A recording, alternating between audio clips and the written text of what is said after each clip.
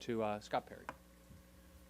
Well, thanks, Senator. And I can't tell you what a great privilege it is to be with my colleagues and colleagues on the Senate side as well that share the same vision for our country, which is prosperity. And I just remind everybody that this most recent round started in December, right?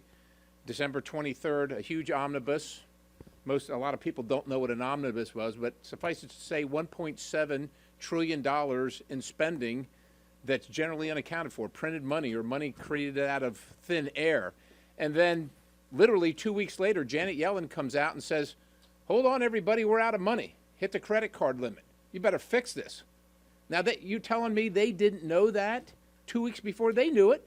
They knew they were breaking the bank, but they didn't care. That's simply how it goes. They didn't care. Now, listen, we're not going to default on America's debt.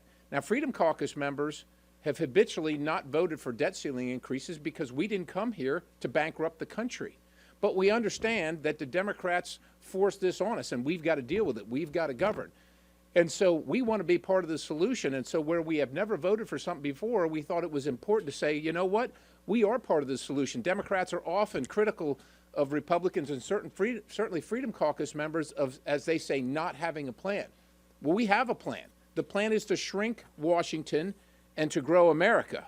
And we gave them very specifics in the plan just over a Friday ago. But it starts with clawing back money that's already been allocated, so to speak, but hasn't been spent yet. We don't have to spend money that hasn't been spent that's unnecessary. We don't have to act like, oh, well, we can't touch it. We can touch it, and we don't. This is exactly what families do that outrun the money that they make. They just simply stop spending as much, and they don't go out to dinner maybe as much. They curb what they're doing because their situation has changed, and that's where it starts for us. Some specifics that you already know: future top line FY22 for non-defense discretionary. The other thing this all does is allows us to get to where we need to be on our appropriations process to stop the chaos, the literal chaos across the country imposed by Democrats and the Biden administration, to go from crazy to normal, right? The craziness and the chaos on the southern border, still forcing people to get a vaccination to go to work. That's not normal. That's crazy. And then, like I said, we want to shrink Washington and grow America. And finally, with some policies that actually grow America, like the RAINS Act and like reliable domestic energy. Domestic energy and what we can produce at a lower cost and cleaner in America impacts the entire global market. But what it really does is it makes every single purchase that you buy, whether you're wealthy or whether you're poor, it makes it more expensive when the Biden administration makes our energy more expensive and harder to get, and it makes it more difficult on the global market as well. So those are just a couple things.